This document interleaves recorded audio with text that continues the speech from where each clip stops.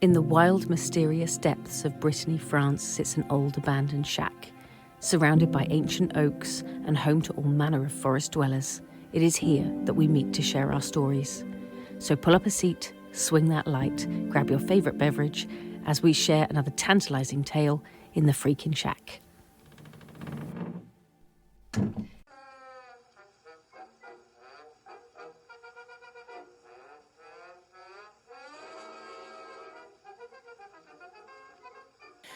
Okay, as the title of this episode says, this was supposed to be just a joke. Let's go on from there and tell you. Steph's here as well. Hi, everybody. So we have a very special sort of episode this week. It sort of starts off our new season, but it's not quite. Our new season is about cursed objects, and we're not sure at the minute whether or not we've actually cursed the shack. We've cursed ourselves and the shack. I think we might have We've done. opened up a can of worms that we weren't really prepared for. Yeah, and if it was worms, we could just bury them, but I don't think we can. Shall we explain? I think buried is probably a good word to use, but apparently that didn't work. So no, definitely not this way. Right. So let me go sort of back to the beginning and explain what the heck's happening in the shack. So if you remember, a little while ago now, we did an Adopt a Ghost episode. It was more than a few weeks ago. It's probably a couple of months ago almost now. Yeah, I think it was. Yeah. It was just after my birthday. I've got a dog. It was recorded just after your birthday. I've got a dog barking. Let me go and check. Oh dear, you're going to leave me on my own now. What am I going to do? I feel like I need to tell my own story right now. So, like, singing lift music or something. Okay,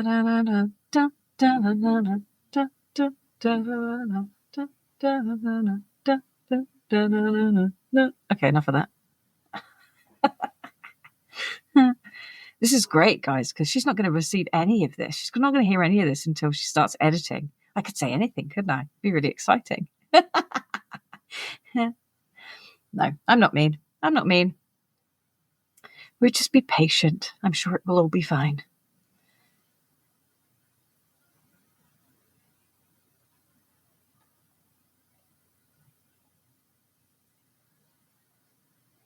Well, she's gone a while. I'm just gonna continue now. I'm crocheting a pair of socks or slippers. I think I'm gonna make them slippers. But I am in the middle of crocheting my first ever little set of slippers. It's quite exciting. I've never done it before, and I don't work from patterns, so I am flying by the seat of my pants as per usual. But that's not a surprise to anyone that knows me. Were you singing? I did sing a little bit actually, and I talked to the people. Was it copyrighted though? I'm pretty sure that nobody would be able to make out anything. Fine. I wasn't speaking any words, so I don't think. It was La Poste, which is quite apt. It actually really is. Yeah, but it is daytime at the minute, so. Right, shall we go back to where we were? Yeah, I think we should. So, remember when we did the Adopt a Ghost episode a little while ago now? You can go back and listen to it if you haven't heard it. It was just after my birthday, and Steph gave me a little box that we opened during one of our episodes. The ghost itself, inside a little box, was a lady called Clara Barton. And we told her real life story and we adopted her into the shack. And she literally was just a little cotton wool ghost figure, and she now hangs in the shack. She's just up here, actually, just off camera. I don't know. You can just see her little tail end. Right. Well, whilst we were on our summer break, we found this really silly online form. And it said it was an adopt your own ghost application form. And we thought just for a laugh, we would fill it in. And it asked questions about our address, and we put in the shack's address and what sort of accommodation we had, a little bit about us and our lifestyle and our interests. So we told them all about the podcast and the fact it was a spooky podcast that we did, and about our interests and stuff. And we thought, what a great idea. But it was just done as a joke. Adorable, but a bit of a laugh. Yeah, it was. Something that we could talk about on the podcast, we thought. Great idea. Anyway, after we completed the form and sent it into the ether, we pretty much forgot all about it. Steph was working all summer. She hasn't stopped, in actual fact. No, I'm still going. And we've been busy with visitors and stuff like that. And the Tales from the Shack episodes were just coming out each week. And we never really gave it another thought. That is until... Oh, that's it. Until, of course, if you remember, 2 or 3 weeks ago, I started cleaning the shack. And some weird stuff started happening. And Steph visited a couple of times over that time on her days off. And we were trying to get to the bottom of what might be going on. Well, this week, out of the blue, if you haven't heard those episodes, by the way, go back and listen to them, because they're a great lead up to what we're going to tell you about today, because you're not going to believe this. This week, out of the blue, we received some documentation in the postbox. It was a sturdy envelope with a real wax seal. I thought it was from the Queen or the King now, isn't it? What makes you think we're so important that we would get something from the King? Well, I was just excited that we might, but... We're not even in this country anymore. No, we're not. No, there is no kings or queens here. It's a republic. Yeah.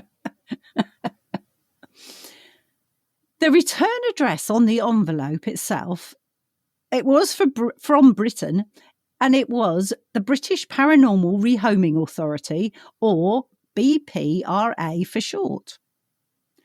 It arrived in the postbox, where I've just legged it down to now. But it came overnight, which seemed a bit weird. As La Poste doesn't deliver overnight. No. No one's in the office. No. It was also handwritten on the front. And it was, when we opened it, it was like thick, beautiful, very expensive paper that sort of smelled faintly musty, which again seemed a bit strange. Anyway, we opened it up and read the letter.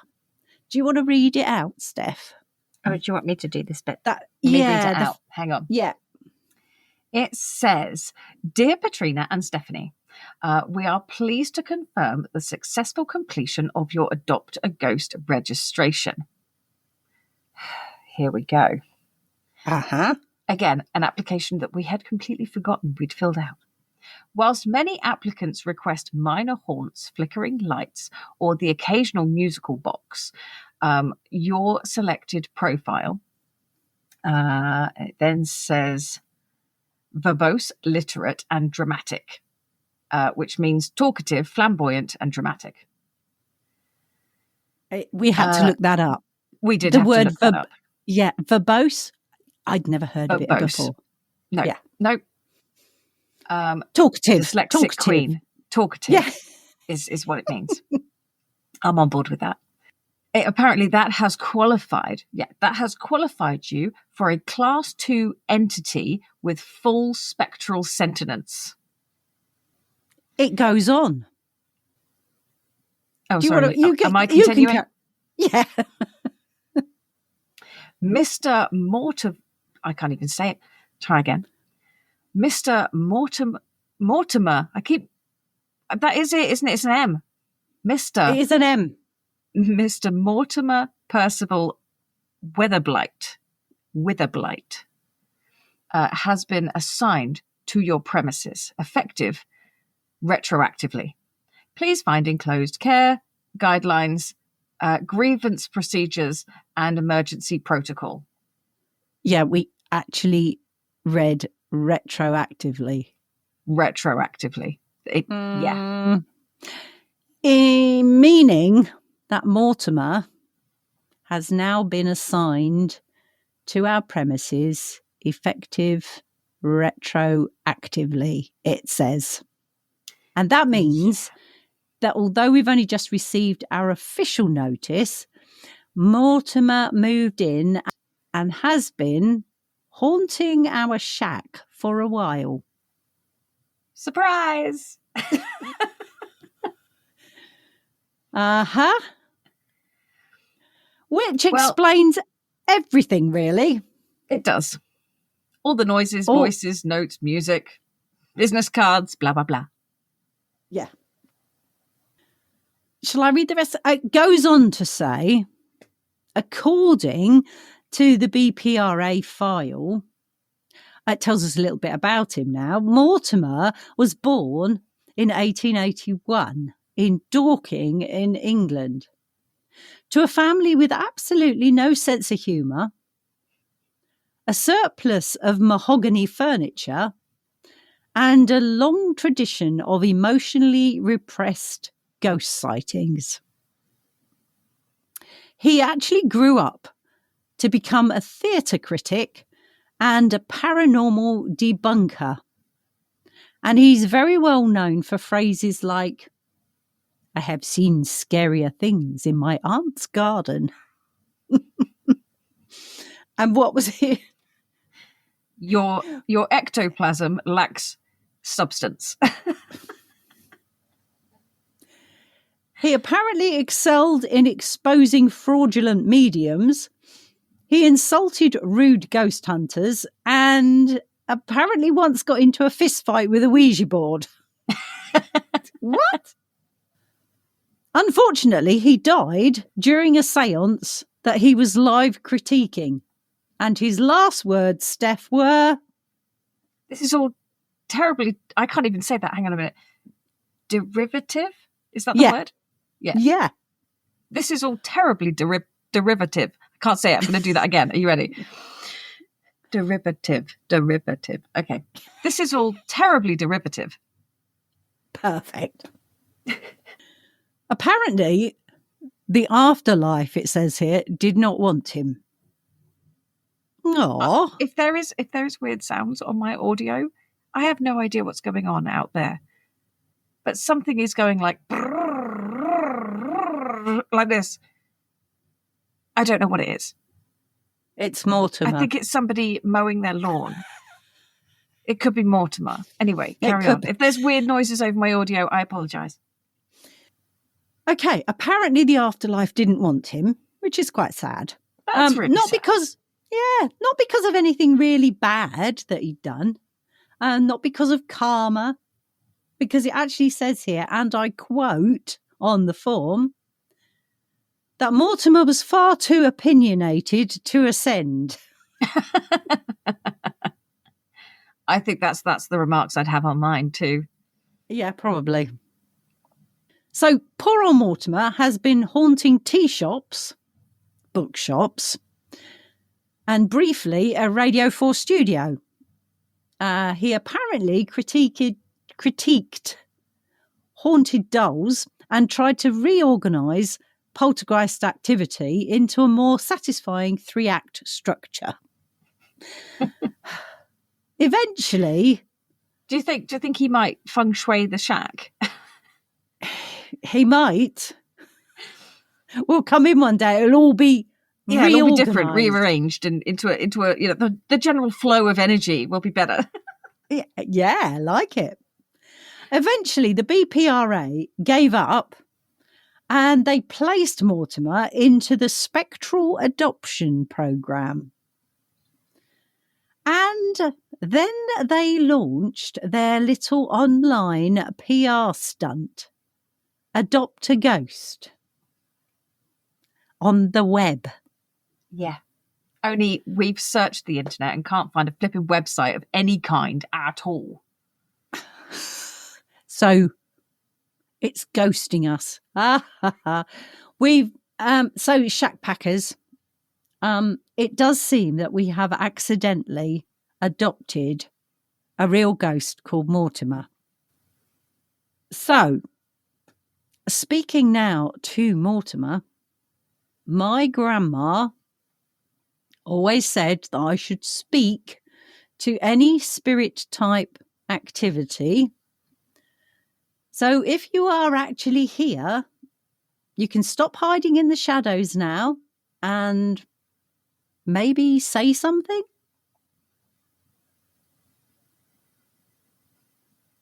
Oh, great. Now we're not only being ghosted by the majority of our listeners, but now a real ghost as well. Perfect. Ghosted by a ghost. Perfect. I didn't claw my way out of the afterlife for this. This is most irregular. Mortimer, is that you?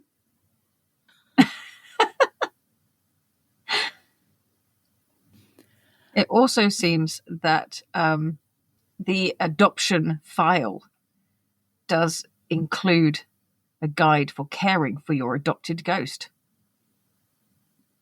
Nice. Apparently, we're not allowed to burn incense unless Mortimer approved, which I'm just saying, Nag Shampa, dude, that's where it's at. Interesting choice.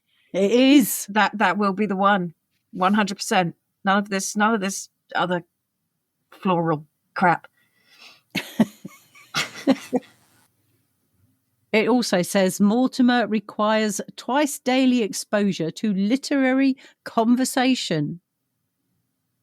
Again, not my strongest suit, so that one's down to you. Thanks. And strong feelings of smugness, apparently from Mortimer, are normal. Rigor mortis was more stimulating than this conversation. You and me both, my dude. We're going to be just fine. I'm sort of getting that vibe off of Mortimer at the minute. I'm sorry, there is a little note at the bottom of this here that says all and any entities are non-returnable. So it looks like we're stuck with him for a while. We are. Well, since you're clearly not leaving, Mortimer, do you want to say something to our audience today? Yes, hello mortals. Your hosts are charming but woefully unstructured. As I'm here to stay, I expect tighter pacing, clear enunciation, and an increase in ghost stories involving Regency architecture. Well, I have to say that is oddly specific. Well, bless your little cotton socks. So, shackpackers, it turns out that we have officially adopted a real ghost. His name is Mortimer. He critiques our grammar. He also drinks our tea and eats pain au chocolat.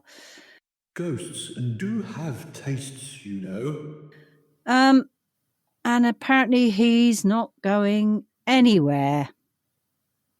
Except maybe through the wall when he has a tizzy when we speak over him.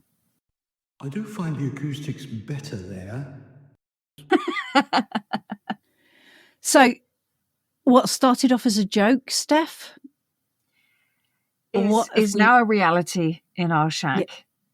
What have we done? Well, I think, yeah, Mortimer is here to stay. So I do think Mortimer is quite tricky, though. It's a long name. Can we call him Mort? Mort for short. Mort for short. And we should probably, thinking about it, the French language should be recognised here, because mort is a French word as well. It most certainly is. What does it mean, Steph? And what does it mean? It essentially means dead or death. So I think it's fair. So I think mort for short. Great. And he's going to be our co-host or our ghost host. Our ghost host. Mort for short. I love it. Mort for short will be our ghost host. I'm Yep. sure we're going to hear a lot more from Mort. And on that note, I do think it's time to say, Put the kettle on. I need fortifying. what is it? I've forgotten. We haven't done an episode. Yeah. Keep your minds open and your lamps lit. And we will see you again next time At the freaking shack with Mort. Yeah, now 100% more haunted Than ever. Yeah. Bye, Shackpackers. I bid you a spooky farewell.